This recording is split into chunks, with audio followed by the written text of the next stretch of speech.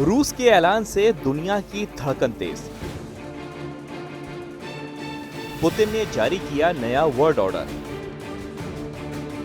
रूस अमेरिका में छिड़ी परमाणु बमों की जंग। दुनिया की दो सबसे बड़ी परमाणु शक्तियां, अमेरिका और रूस। परमाणु युद्ध के मुहाने पर वर्ल्ड वॉर का बटन दबाने के करीब।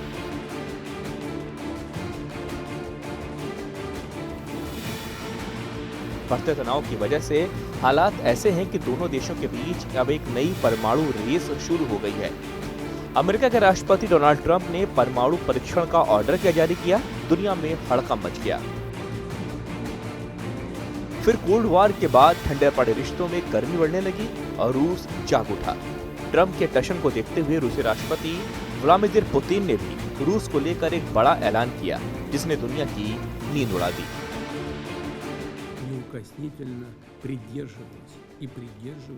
ट्रंप ने हाल ही में ये स्पष्ट रूप से घोषणा की है कि अमेरिका परमाणु हथियारों के परीक्षण फिर से शुरू कर रहा है। संसद के सदस्य इस स्थिति को लेकर सवाल उठा रहे हैं और सामान्य रूप से चिंतित हैं, क्योंकि ये साफ है कि ये कदम दुनिया को किस दिशा में ले जा सकता है। इसीलिए जैसा कि आपने 2 साल पहले कहा था, अगर अमेरिका परमाणु हथियारों का परीक्षण दोबारा शुरू करता है तो रूस को भी वही करने का पूरा अधिकार है। ये तथ्य कि अमेरिकी पक्ष ने राष्ट्रपति ट्रंप के परमाणु परीक्षण फिर से शुरू करने संबंधी बयान पर कोई आधिकारिक स्पष्टीकरण नहीं दिया है, इस बात का आधार नहीं बनता कि अमेरिका निकट भविष्य में परमाणु परीक्षण की तैयारी शुरू नहीं करेगा और फिर उन्हें अंजाम नहीं देगा।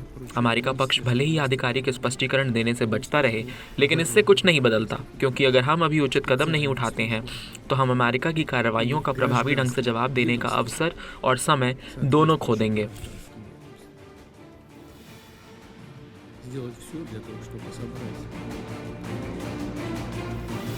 राष्ट्रपति पुतिन ने अपने शीर्ष अधिकारियों को परमाणु हथियारों के परीक्षण की तैयारियां शुरू करने का आदेश जारी किया। उन्होंने कहा कि रूस को इस मुद्दे पर तुरंत कार्रवाई करनी चाहिए और इस पर सुरक्षा परिषद में चर्चा करके एक ठोस प्रस्ताव तैयार किया जाए।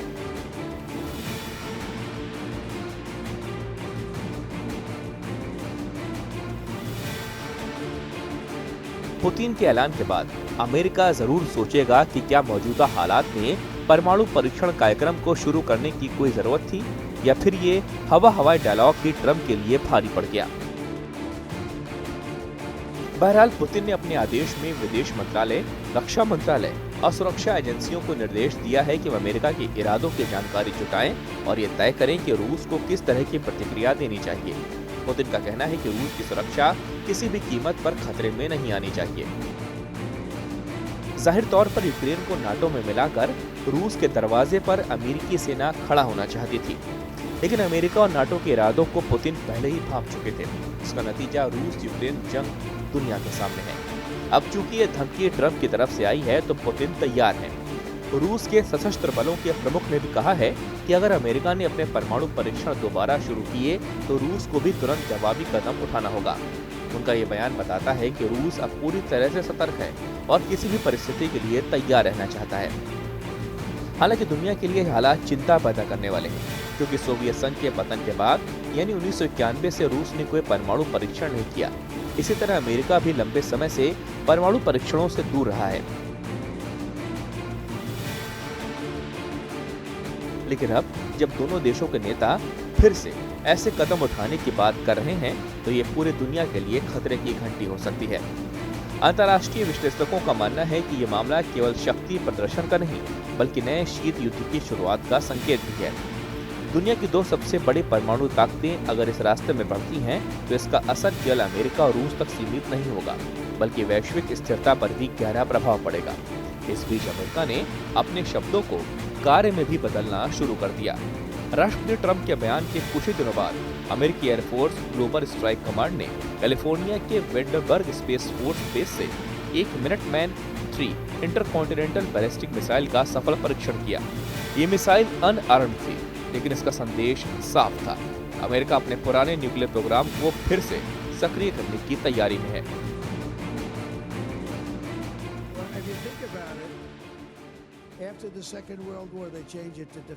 हम सबसे बेहतरीन उपकरण बनाते हैं, सबसे बेहतरीन मिसाइलें, सबसे बेहतरीन रॉकेट, सब कुछ सबसे बेहतरीन। हमने परमाणु क्षमता में भी काम किया है और हम दुनिया की नंबर 1 परमाणु शक्ति हैं, जिसे मानने में मुझे बुरा लगता है, क्योंकि यहाँ एक भयानक स्थिति है। अगर कभी इसका इस्तेमाल करना पड़ा तो रूस दूसरे नंबर पर है, चीन काफ़ी पीछे तीसरे स्थान पर है, लेकिन वो 4 या 5 साल में हमें पकड़ लेंगे। वे हमें पकड़ना चाहते हैं और शायद ऐसा कर भी लेंगे। क्या हम तीनों देश अमेरिका, रूस और चीन परमाणु निरस्त्रीकरण की योजना पर काम कर रहे हैं? देखते हैं ये काम करता है या नहीं, लेकिन इसमें कोई संदेह नहीं कि हमारे पास अब तक दुनिया की सबसे शक्तिशाली सेना है।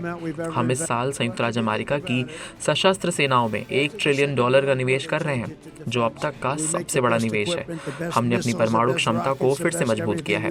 हम दुनिया की नंबर 1 परमाणु शक्ति हैं, जिसे स्वीकार करना मुझे अच्छा नहीं लगता, क्योंकि ये बहुत भयानक है।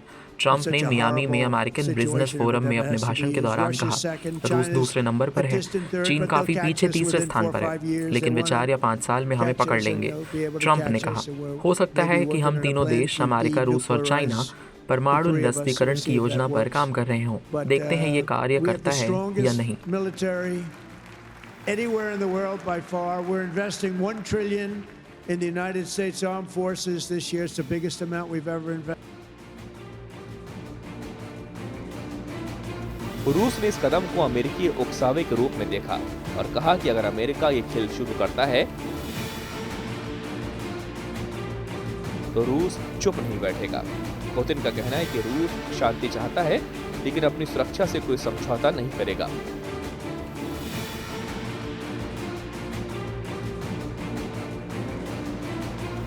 यानी अब हालात ऐसे बन गए हैं कि दोनों देशों के बीच परमाणु प्रतिस्पर्धा का नया दौर शुरू हो सकता है। ये प्रतिस्पर्धा न केवल सैन्य शक्ति की होड़ है, बल्कि पूरी दुनिया की सुरक्षा के लिए एक गंभीर खतरा भी बन सकती है। इस समय पूरी दुनिया की निगाहें वॉशिंगटन और मॉस्को पर टिकी हैं। सवाल ये है कि क्या दोनों देश बातचीत से तनाव कम करेंगे या फिर दुनिया एक बार फिर परमाणु परीक्षणों और हथियारों की दौड़ की ओर बढ़ेगी। आने वाले कुछ हफ्ते इस दिशा में बेहद अहम साबित हो सकते हैं।